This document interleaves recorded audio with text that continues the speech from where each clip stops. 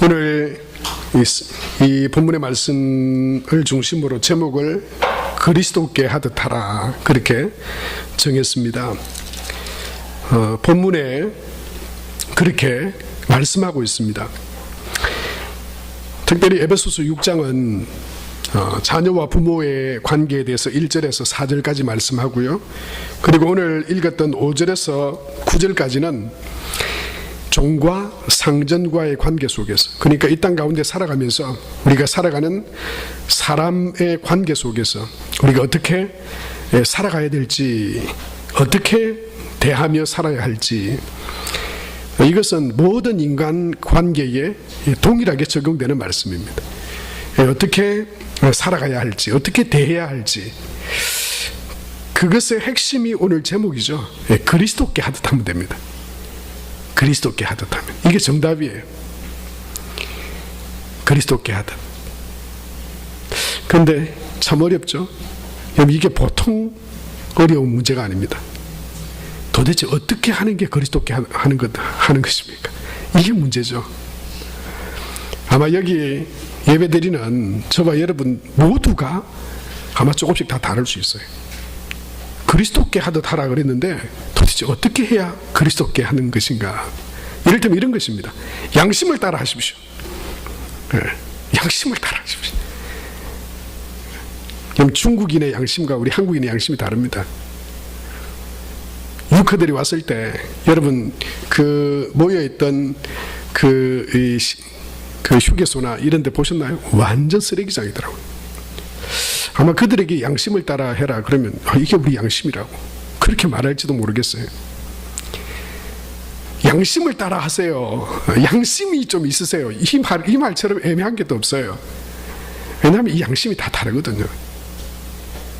아버지께 대하듯이 하세요 이러면 달라요. 아버지께 대하듯 이러면은 이 아버지를 정말 사랑하고 존중한 자녀가 있는 반면에 아버지를 별로 탐탁하게 생각하지 않은 아들이나 딸들도 얼마든지 있을 수 있거든요. 그러니까 아버지를 대하듯 이러면은 다 다를 수 있어요. 그것처럼 오늘 그리스도께 하듯 하면 된다 그랬는데요, 이것도 너무 어려운 사실 문제. 그리스도께 하듯 하면 되는데.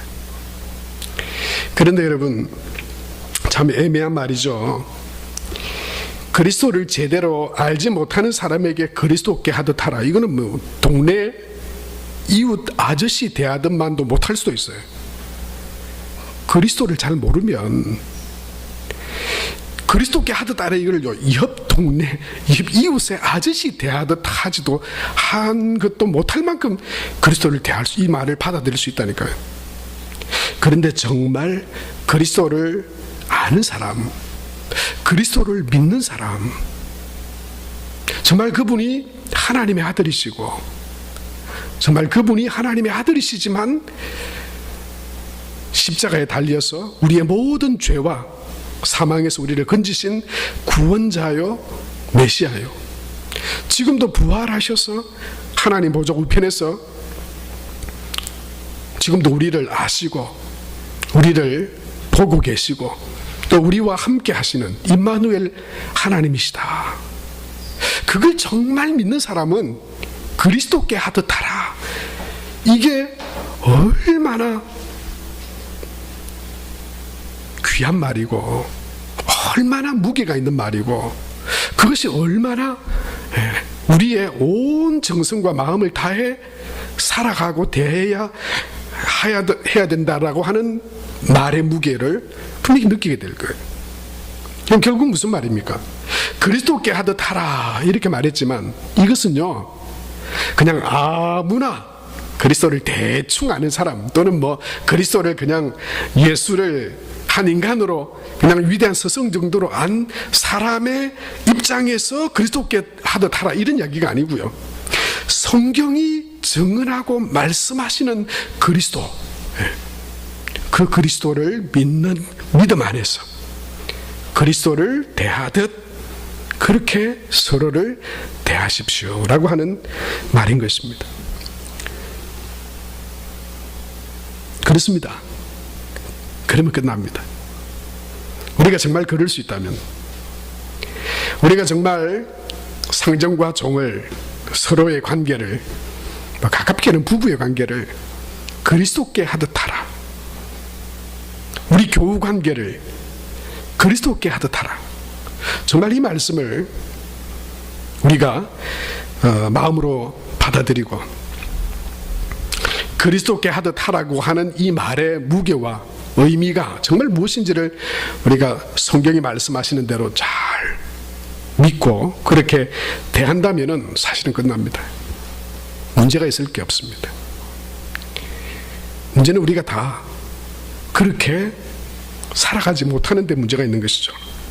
구체적으로 또 그리스도께 하듯 하라, 이것을 어떻게 실천해야 될지를 성경 말씀대로 정확하게 잘 모르기 때문에 우리가 그리스도께 하듯 하라고 하는 이 말씀을 제대로 살아내지 못하고 있는지도 모릅니다. 여러분, 다른 말로 하면 우리와 하나님과의 관계, 이거요, 그냥 하나님을 우리가 정확하게 알고 하나님을 하나님됨으로 모시면 끝납니다. 그렇잖아요. 하나님을 정확하게 알고, 그리고 하나님께 드려야 될 것들을 또 하나님께 드려야 될 것들을 드리고, 또 하나님 앞에 나아가야 될 것들을 우리가 정확하게 나간다면, 그럼 그리스도께 하듯 하라, 하나님께 하라, 그럼 끝나는 거예요. 신앙생활과 세상에서 살아가는 삶의 관계에서도 하나님에 대한 바른 신앙의 자세와 믿음이 어쩌면 이 그리스도께 하듯 하라, 이게 끝나는 것처럼 정말 우리가 하나님을 바로 알고 믿는 믿음 안에서 세상 가운데 사람들을 대한다면 사실은 문제가 있을 게 없습니다. 끝납니다. 그것만큼 완벽하고 또 온전한 관계를 이룰 수 있는 방법은 없습니다.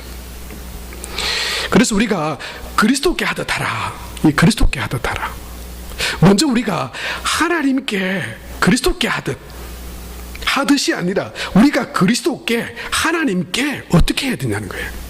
그걸 정확하게 알아야 우리가 하나님께 바른 드림을, 하나님께 바른 신앙을, 성경이 말하는 정말 그리스도께 마땅히 해야 되고, 하나님께, 우리가 하나님의 자녀로서, 구원받은 하나님의 백성으로서 마땅히 해야 될 일이 정확하게 뭔지를 먼저 우리가 하나님과의 관계 속에서, 그리스도와의 관계 속에서 그게 딱 제대로 정립이 돼야 그 다음에 사람과의 관계 속에서도, 세상의 관계 속에서도 하나님께 하듯 그리스도께 하듯 이게 적용이 될 수 있는 거예요. 그렇다면 그리스도께 드려야 될 게 뭡니까? 저와 여러분이 하나님께, 마땅히 하나님께 드려야 될 게 뭡니까? 이건 잘하는 것도 아니고 대단한 것도 아니고, 정말 하나님을 믿고 하나님을 알고 정말 하나님의 그 사랑으로 우리가 하나님의 자녀 되어서 하나님이 그 주시는 힘과 은혜로 살아가는 사람들이라면, 정말 그렇게 하나님을 믿는다면 마땅히 하나님 앞에 우리가 나아가야 될 삶의 자세는 무엇인가라고 하는 것이죠. 여러분, 특별히 성경은요, 성경 안에 그것이 있습니다. 성경 밖에 그것을 우리가 찾아서 말씀드릴 수 없어요. 왜냐하면 그것은 사람마다 다른 것이 될 수 있으니까요. 성경에서 말씀하고 있습니다. 마땅히 우리가 하나님 앞에 드려야 될 것, 특별히 하나님께서 이렇게 요구하는 것도 있어요. 내 것이다, 그건. 여러분, 이건 세상 사람들이 뭐라 하더라도 하나님 자신이 하나님의 것이라면 그건 하나님 거예요. 그건 하나님께 드려야 되는 거예요. 하나님께서 이것은 마땅한 일이다 말씀하시면, 여러분, 마땅한 그것은 하나님 앞에 온전히 드려야 되는 거예요. 그 마땅함을 행해야 되는 거예요. 함부로 대하고 자기 마음대로 한다면 그것은 하나님에 대한 우리의 온전한 올바른 자세가 아닙니다. 그러니까 우리가 하나님과의 관계 속에서 내가 하나님 앞에 마땅히, 또 하나님께서 성경에서 요구하시는 하나님의 자녀인 우리에게 이렇게 하라, 이건 내 것이야, 하나님의 백성이 너희는 나를 이렇게 존중하라, 이렇게 하시는 말씀이 있다면 그건요, 두말하지 않고 우리는 순종해야 됩니다. 두말하지 않고 순종해야 돼요. 그건 시대가 변하고 성품이 다르고 민족이 달라도 그 하나님의 백성인 자녀들에게 요구하시는 그것은 우리 마땅히 하나님 앞에 그렇게 나아가야 됩니다. 저는 오늘 이 수요일 기도에 오신 저와 여러분은 이미 주 안에서 우리가 하나님을 섬기고 예배하는 자로서 하나님 앞에 마땅히 드려야 할 우리의 신앙과 믿음의 고백과 삶을 주님 앞에 드리며 나아가고 있는 분임을 저는 확신합니다. 하지만 우리가 정확하게 그것을 다시 한번 점검한다는 차원에서 성경의 말씀을 통해서 정말 우리가 하나님의 자녀로서 마땅히 하나님 앞에 또한 하나님이 이건 내 것이야 라고 하는 것에 대해서 좀 더 분명하게 구체적으로 우리가 그것을 성경을 통해서 발견하고 또 그것을 전해주는 사람이 될 수 있게 되길 축복합니다. 그 첫 번째는 말라기, 오늘 특별히 하나님께서 그렇게 요구하시고 말씀하시는 것을 말라기 3장 18절부터 8절부터 12절까지 말씀을 통해서 먼저 확인해 보려고 하는데요. 여러분, 이것은 저의 말이 아니고 성경의 말씀이니까 그대로 여러분 받아들이시게 되길 축복합니다. 그 첫 번째는 마땅히 하나님 앞에 드려야 될 것은 11조입니다. 하나님을 믿는 사람은 하나님 앞에 그 믿음의 고백으로 11조를 믿음으로 드려야 합니다. 그것은 하나님의 것입니다. 사실은 그 10분의 1만 하나님의 것이 아니라 우리 삶의 모든 것이 사실은 하나님의 것인데, 하나님은 우리 삶에 하나님의 하나님됨의 고백으로 그 믿음의 고백과 그리고 그 믿음의 진실성을 담아 하나님 앞에 10분의 1의 고백으로 하나님 앞에 나오기를 원하십니다. 그것은 하나님의 것입니다. 내가 하나님의 것인 것과 마찬가지로 그것은 나는 하나님의 것입니다 라고 하는 고백으로 하나님 앞에 드리는 것입니다. 8절부터 보면 하나님은 그것에 대해서 이렇게 말씀합니다. 사람이 어찌 하나님의 것을 도둑질하겠느냐? 그러나 너희는 나의 것을 도둑질하고도 말하기를 우리가 어떻게 주의 것을 도둑질하였나이까 하는도다. 이는 곧 11조와 봉헌물이라. 너희 곧 온 나라가 나의 것을 도둑질하였으므로 너희가 저주를 받았느니라. 10절 보면 이렇게 말씀합니다. 만군의 여호와가 이르노라. 너희의 온전한 11조를 창고에 들여 나의 집에 양식이 있게 하고 그것으로 나를 시험하여 내가 하늘 문을 열고 너희에게 복을 쌓을 것이 없도록 붙지 아니하나 보라. 그렇게 말씀하셨습니다. 여러분, 11조는 자랑할 것이 아닙니다. 저는 어떤 목사님의 10분의 2조, 10분의 5조까지 드리는 목사님을 알고 있습니다. 저는 그것도 자랑할 건 아니라고 생각합니다. 이건 우리의 믿음의 고백이자 하나님 앞에 내가 하나님을 하나님으로 인정합니다라고 하는 우리 믿음의 고백입니다. 그건 돈이 아닙니다. 세상에 믿는 사람의 의무도 아닙니다. 바리새인들은 그것을 의무로 여기고 의무를 다했다고 자랑했지만 예수님은 정확한 11조의 개념에 대해서 바리새인의 그것도 지키고 마음의 믿음의 고백을 잃지 말아야 된다고 말씀하셨습니다. 의무적인 것이니 그건 안 해도 돼 그렇게 말씀하지 않았어요.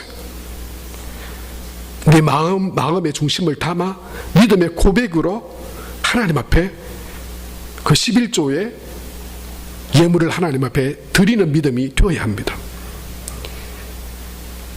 성경은 그렇게 말씀해요. 그것을 하지 않는 것은 하나님의 것을 도둑질하는 것이라고 말했습니다. 여러분, 이것은 교회 운영을 위해서 드리는 게 아닙니다. 목사에게 주는 것도 아닙니다. 교회 사례비나 운영을 위해서 성도들이 내는 회비도 아닙니다. 그것은 하나님께 드리는 것입니다. 그것이 나의 믿음입니다. 내가 하나님을 믿기에 그분이 내 삶의 공급자요 나의 하나님이심을 믿기에 하나님 앞에 드리라고 하는 것입니다. 쉽지 않을 수 있습니다. 처음에 시작하는 분들이 쉽지 않을 수 있어요. 그러나 여러분, 우리가 하나님의 하나님됨을 인정하는 믿음은 말로 되는 것 아닙니다. 말로 되는 것 아닙니다. 그거 하지 않아도 얼마든지 내 마음 드릴 수 있습니다. 여러분, 자기 생각대로 자기 마음대로 하지 마세요. 그건 하나님을 온전히 믿고 섬기는 삶이 아니라 변명일 수 있습니다. 여러분, 타협하지 마십시오. 계산하지 마십시오. 11조 계산해야 되겠죠. 하지만 인색함으로는 하지 마세요. 차라리 좀 더 할 망정 빼려는 마음은 여러분 하지 마세요. 금액이 많고 적으면 그 문제가 아닙니다. 하나님 그 마음의 중심을 보신다고 말씀하셨어요. 마땅히 이것은 하나님을 믿는 믿음의 고백과 표현으로 하나님 앞에 드려야 합니다. 저와 여러분이 그런 믿음의 고백으로 하나님 앞에 11조의 신앙으로 나아갈 수 있게 되길 축복합니다. 여러분의 자녀에게 그것을 반드시 가르치십시오. 네가 정말 하나님을 믿는다면 너는 그 믿음의 고백으로 하나님 앞에 무엇을 드리고 있느냐? 정말 하나님이 네 삶의 주인이 맞으시냐? 물어보세요. 그렇다면 그 믿음의 고백으로 성경이 말씀하고 있는 11조의 신앙생활을 해라. 여러분, 어떤 그것을 통해서 어떤 복을 받았다거나 어떤 다른 것들 다 빼도 좋습니다. 하나님이 그렇게 말씀합니다. 그것은 내 것이라고. 그리고 그 믿음의 삶에는 하나님의 약속과 복이 있습니다. 10절에도 말씀하고 있는 것처럼 만군의 여호와가 이르노라 너희의 온전한 11조를 창고에 들여 나의 집에 양식이 있게 하고 그것으로 나를 시험하여 내가 하늘 문을 열고 너희에게 복을 쌓을 것이 없도록 붙지 아니하나 보라. 11절과 12절 우리 다 같이 한번 읽읍시다. 시작. 만군의 여호와가 이르노라 내가 너희를 위하여 메뚜기를 금하여 너희 토지 소산을 먹어 없애지 못하게 하며 너희 밭의 포도나무 열매가 기한 전에 떨어지지 않게 하리라.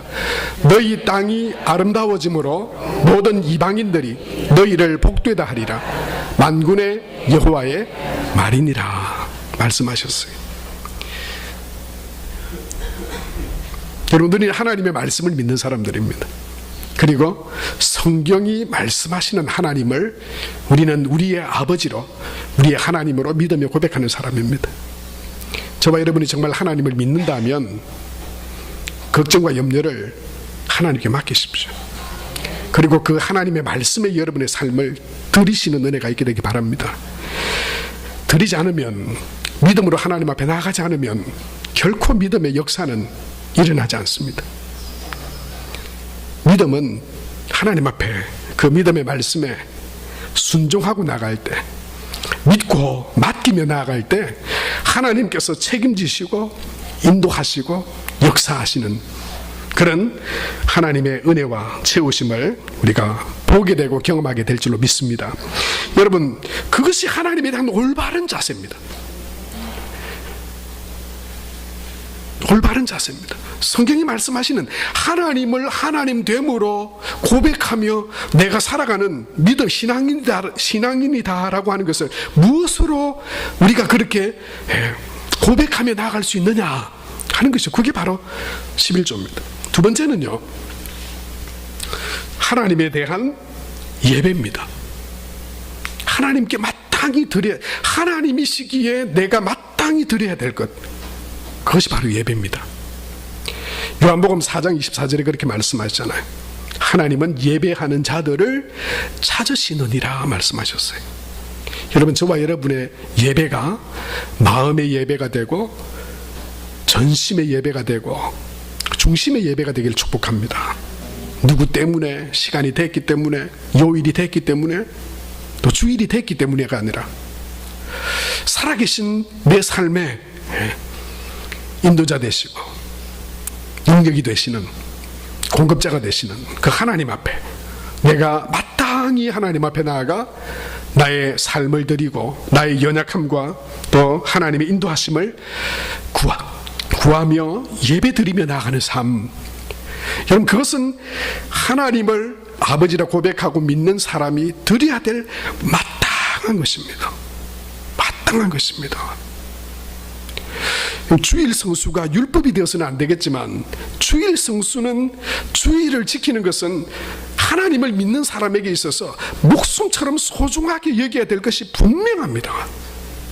주일 성수가 율법이 되면 안 되지만, 주일 성수 한 번 안 했다고 망하는 것 아니지만, 그러나 하나님이 내 삶의 주인이시고, 그리고 예배를 통해 내가 하나님의 임재와 하나님의 은혜를 내가 누리게 되고, 내가 하나님의 자녀임이 예배를 통해 다시 한 번 더 회복되어지고, 또 예배를 통해서 하나님이 주시는 은혜와 힘을 얻어 믿음으로 세상 가운데 살아갈 수 있게 하는, 바로 그것이 예배를 통해 하나님의 자녀 백성들에게 주어지고, 또한 하나님은 그 예배하는 자들을 찾으시고, 하나님의 자녀가 하나님께 나와 예배하는 것을 하나님은 마땅한 것으로 여기시고, 그리고 그 예배자를 하나님께서 너무나 귀하게 여기신다고 하는 것이죠. 여러분, 저와 여러분의 예배가 정말 하나님을 경외함으로, 하나님을 믿는 믿음으로 하나님 앞에 온전히 올려드리는 그런 예배가 되시길 축복합니다. 저와 여러분은 수요일까지 나오셨어요. 더할 나위 없으신 하나님을 예배하는 예배자들입니다. 그런데 성도 여러분, 여러분의 자녀들에게, 여러분의 가족들에게 여러분이 가진 예배에 대한 그 마음을 꼭 심어주시길 축복합니다. 예배는 목숨같이 소중하게 여기는 것이어야 된다고. 아무리 일이 바쁘고 힘들어도 네가 예배 중심으로, 하나님을 예배하는 예배 중심으로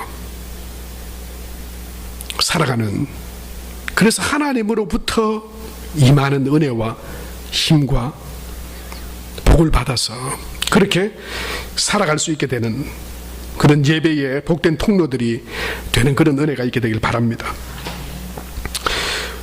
일부 예배 우리가 했잖아요. 평균 한 10명 정도씩 꾸준히 출석하고 계신데요. 들쑥날쑥하긴 하지만 그래도 얼마나 그게 감사한지 모르겠어요.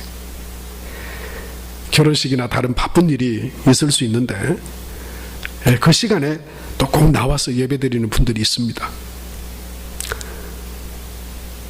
1부, 2부, 3부 계속 더 만들어질 수 있으면 좋겠죠. 예. 왜 그렇습니까?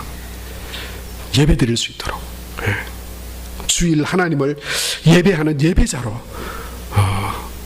우리가 살아가는 것이 마땅하기에, 오늘 특별히 말라기 3장 13절에서 18절까지 말씀해 보면, 여러분, 하나님을 경외함, 하나님을 섬김, 그것이 무엇으로 표현하고 드러나게 되는지에 대해서 우리에게 말씀합니다. 13절부터 보면 이렇게 말씀해요. 여호와가 이르노라, 너희가 완악한 말로 나를 대적하고도 이르기를 우리가 무슨 말로 주를 대적하였나이까 하는도다. 이는 너희가 말하기를 하나님을 섬기는 것이 헛되니. 여러분, 이게 뭡니까? 하나님을 섬긴다고 하는 게 뭡니까? 예배입니다. 예배 드려봐야 별것 없더라고요. 별것 없더라. 예배 드리나 안 드리나 삶에 크게 뭐 차이 안 나더라. 예배 한두 번 빠지는 그게 뭐가 대수냐. 만군의 여호와 앞에서 그 명령을 지키며 슬프게 행하는 것이 무엇이 유익하리요. 15절 계속 보시면 이렇게 말씀해요. 지금 우리는 교만한 자가 복되다 하며 악을 행하는 자가 번성하며 하나님을 시험하는 자가 화를 면한다 하노라 함이라. 무슨 말이냐면요, 여러분 그렇잖아요. 예배 드리지 않는 사람들도 별일 없이 잘 지내잖아요. 그것을 빗대서 하는 말이에요. 하나님을 예배함이 뭐가 유익하냐, 하나님을 예배한다고 뭐가 다르냐. 여러분, 뭐가 다릅니까?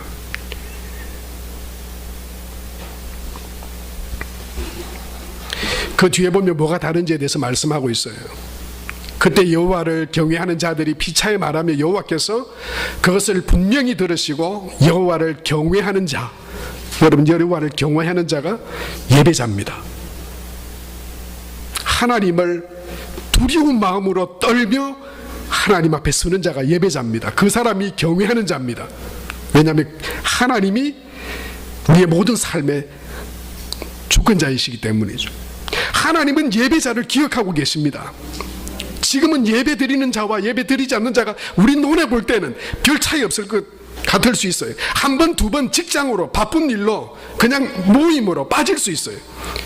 그러나 여러분, 그것은 하나님을 온전히 경외하고 믿는 믿음의 마음의 자세가 아닙니다. 그러다가는 믿음도 없이 이렇게 말해버릴 수 있다니까요. 예배 드리나 안 드리나 뭐가 다르나? 뭐가 차이가 나나? 예배 안 드리고 그냥 지내도 얼마든지 잘 지내는데, 근데 하나님 뭐라 말씀하시나요? 여호와를 경외하는 자와 그 이름을 존중히 여기는 자를 위하여 여호와 앞에 있는 기념책에 기록하셨느니라 말씀하셨어요. 17절 18절 우리 다 같이 한번 읽겠습니다. 시작. 만군의 여호와가 이르노라, 나는 내가 정한 날에 그들을 나의 특별한 소유로 삼을 것이요, 또 사람이 자기를 섬기는 아들을 아낌같이 내가 그들을 아끼리니 그때에 너희가 돌아와서 의인과 악인을 분별하고 하나님을 섬기는 자와 섬기지 아니하는 자를 분별하리라 말씀하셨어요. 여러분, 예배는 하나님의 자녀된 구별된 하나님의 백성이 그 생명책에 기록된 하나님의 자녀로서 지금 예배 드려서 무엇에 하늘에서 금이 떨어지고 은이 떨어지고 당장에 내 삶의 문제가 해결되고 무슨 차이가 나고 안 나고를 떠나서 하나님으로부터 내가 구원받았고 내가 하나님의 자녀로 생명책에 기록되었고 하나님이 나를 하나님의 자녀 백성으로 삼아 주셨다고 하는 그 믿음의 고백으로 살아가는 마땅히 구원받은 하나님의 자녀가 살아가야 될 삶임을 하나님은 우리에게 말씀하십니다.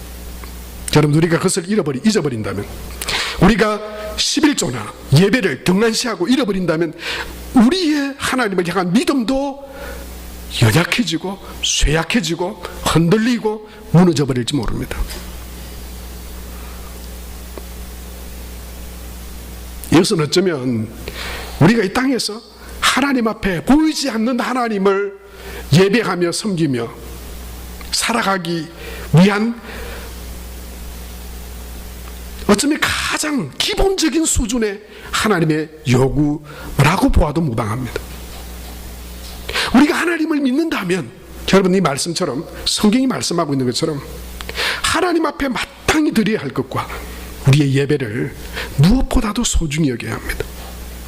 그리고 그 믿음으로 하나님 앞에 나아갈 때 하나님께서 은혜를 베푸시고 또한 하나님의 자녀로서 믿음 안에 살아갈 때 하나님께서 그 약속의 말씀과 은혜와 복으로 우리의 삶 가운데 우리의 삶을 인도하시고 그 약속의 축복의 말씀들을 이루게 하시고 그리고 그것을 누리게 되는, 여러분, 믿음의 복을 누리는 우리가 될 수 있을 줄로 믿습니다.